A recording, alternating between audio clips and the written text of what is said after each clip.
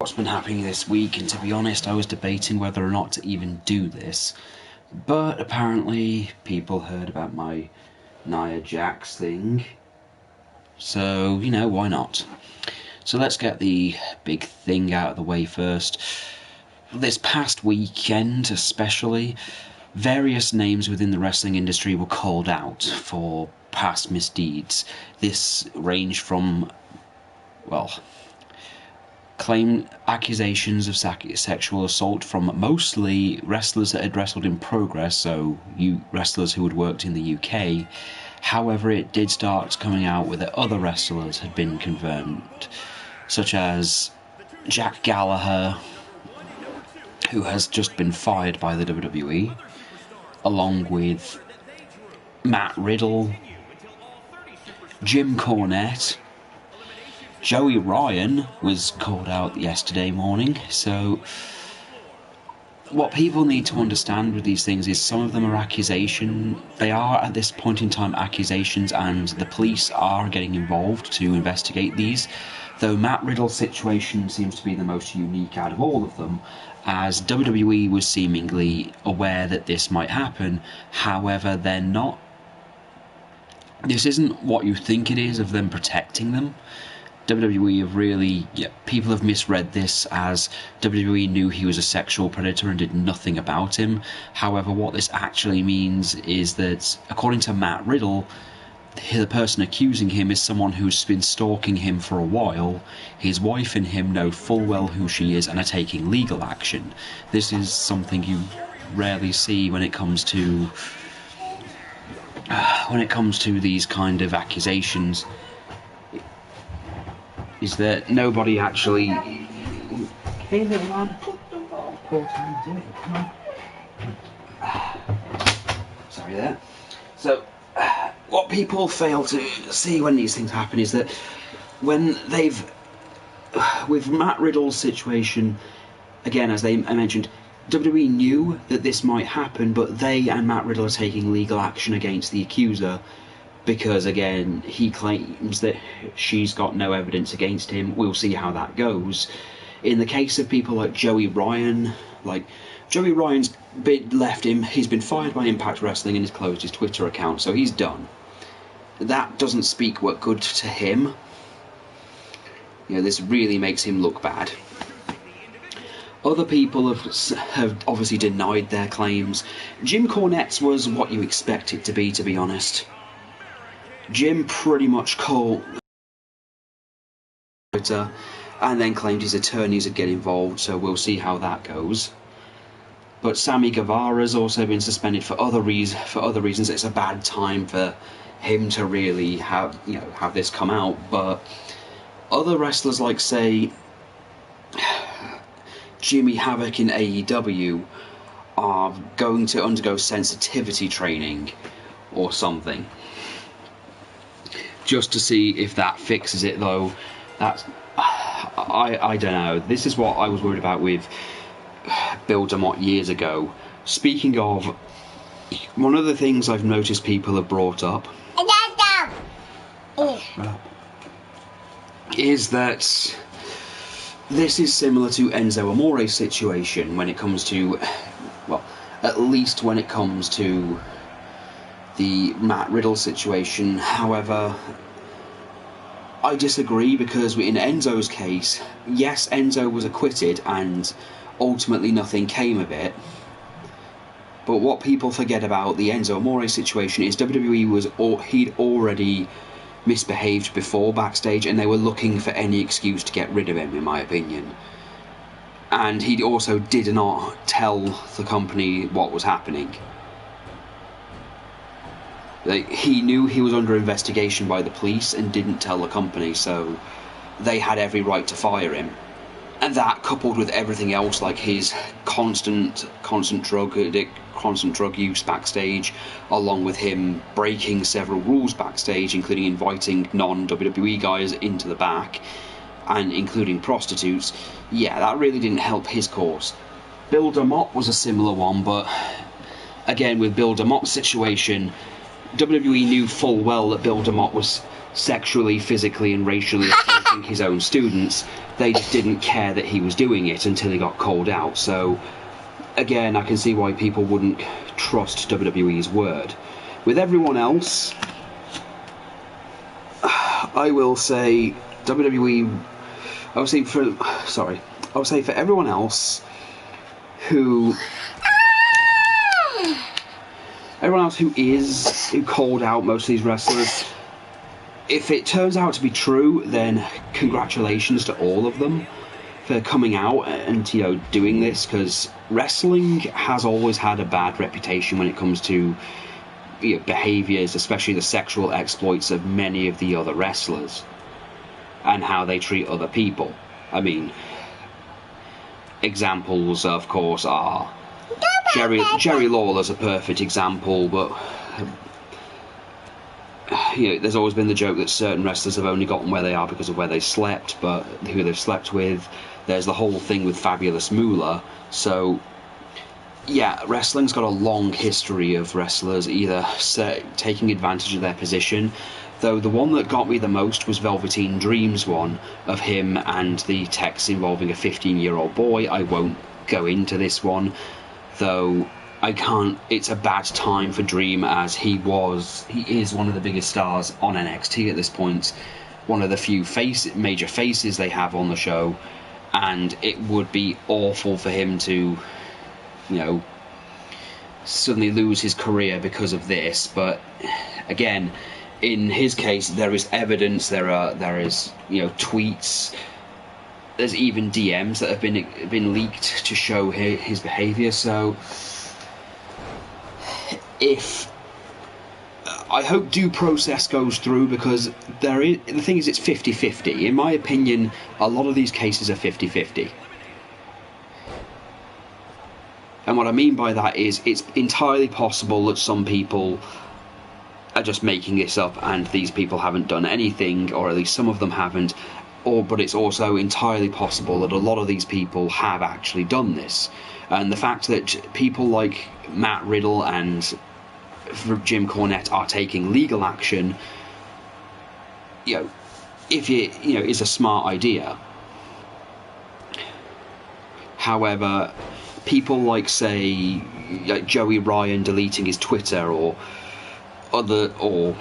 David Starr. Well, David Starr's situation is a bit worse. He's been stripped of all titles, and even Progress Wrestling has changed its background, its leadership. So I'd say getting rid of these people is probably for the best, and this isn't something that will go away, and I hope that these people, in some cases, do not get hired back. If they are found guilty of this stuff, they don't come back for a very long time. They're not just picked up, given a few months off, and then just brought back. This needs to be taken seriously, like everything in wrestling when it comes to something as serious. Sorry, this is difficult for me to really talk about because of the subject matter in general, because I'm used to hearing this stuff from football or basketball or other sports, but I am not used to it. And while I should expect it from wrestling, I really don't enjoy seeing it. So that's my 2 cents on the entire thing. I hope the ones who have done the harm get removed from the companies that they work for. They pay for what they've done. But those who haven't done anything, if it turns out a lot of these people haven't done anything, I hope that this doesn't affect their careers. But I will say that Jack Gallagher getting fired and Joey Ryan being gone and deleting his Twitter really goes to say a little more. Well, with that said, let's move on to something a bit more positive. Recently, Undertaker's been doing his coming out and telling acting out of kayfabe. Something I can understand. It's about time. It's something rare. But one thing I've always found very interesting with this whole thing is that it's exposed a lot of the secrets we didn't know were, actually going on. His whole jump to WCW. I've heard stories about that with Kevin Nash, Well, I guess I owe Kevin Nash an apology there. Because I've always thought Kevin Nash was a liar about that entire thing. But we'll see. But one of the things that has swept the news is his retirement. Now, I personally don't believe he's fully retired. I believe it'll be if Vince is in a pinch, he'll come in and do it. Like, he'll do another show.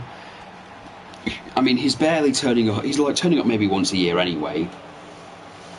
Now, I'm of two minds of Undertaker's entire situation. On one hand, I've been calling for Undertaker to maybe end his career and just go out on a high note for like 2-3 years. I feel he's slowed down. He's done more than his fair share for the company, and maybe WWE should just, he should just go right into the sunset and just go putting someone else over. I do feel that his mystique was ultimately damaged when he lost the streak to Brock Lesnar, because Brock really didn't benefit, but that's just me. I know there's people who do feel that Brock winning made sense and Brock looking strong is good for the business, but it robbed everyone else.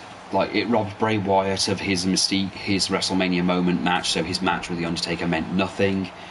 The Roman Reigns match ultimately meant nothing. But that's for many reasons, because that was meant to be his retirement match, and, well, we all know that didn't happen. And his last match, really, was him defeating AJ Styles in a Boneyard match, which, to be honest, I'm still a bit mixed on that. I mean, again, great for Undertaker, not really great for AJ, Gallows and Anderson. Because three guys put over one old retired veteran in his last match. And Undertaker has always been an old school wrestler. Oh, hey, Ian. So, yeah, I mean, he's always said, or at least it's been said, that he's old school and he believes that you go out of the business on your back, letting someone else go over. That's not how he's going out. So that either leads me to believe he's either gone back on it, he's just either at the position where he can't, he's saying he doesn't want to, he's got no desire to wrestle, which I can understand. But at the same time, I'm kind of glad he's going at this point. He's got nothing else to do. And WWE can't keep relying on the old stars. I mean, God knows WWE. I know WWE's in a terrible state right now, not just because of the recent allegations against most of the wrestlers, but also just the ratings are down. The show isn't interesting. The stories are terrible. It's really, it's really just a dark time for wrestling. And to be honest, Undertaker was never there anyway, so. Does he really suffer for? Does the company really suffer with him gone? I mean, he's barely there to begin with. So I'd say maybe not. Maybe it is time for Undertaker to just go. And we just accept that he's gone and try and move on with the business. But I don't know how long that's going to last. Well, that's all I have to say on the matter at this point. I know this wasn't as interesting. I mean, to be honest, I really don't want to talk about Raw too much. I don't care. I watched it. I didn't like what I'm seeing. I'm bored as shit with it. And to be honest, I'm disillusioned with wrestling at the moment, purely because all this happening just really doesn't inspire a mood for wrestling.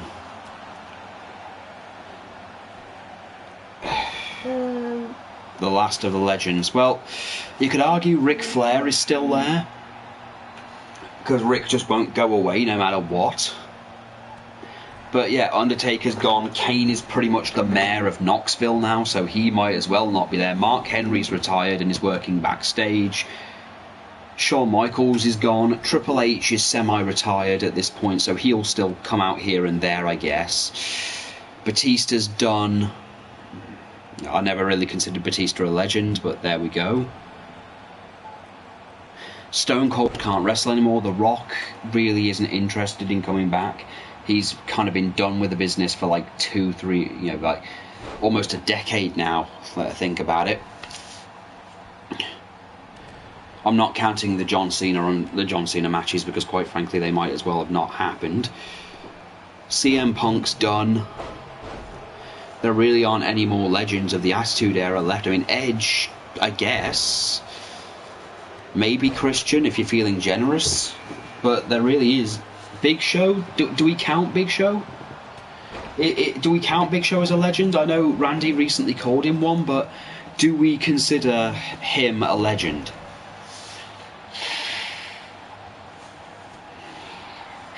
Because I'm definitely not considering Jeff Jarrett one. So, yeah, I'd say Undertaker being retired is probably for the best. I have no problem with him being gone at this point because, again, he's barely ever there. I mean, if he appears and does a backstage being... Well, you say that, but he actually spent more time in WWE because he was really only in WCW during 1996 and then debuted for WWE in 1999. And even in WCW, he's not really much of a legend. He was just another guy in the Rock. He was just another guy in the NWO for so long, and the Dungeon of Doom. He was one or the other. But yeah, there's no more legends really left, and we're definitely not counting Hulk Hogan. So I'd say that is done. That's this convo done. That's this situation done.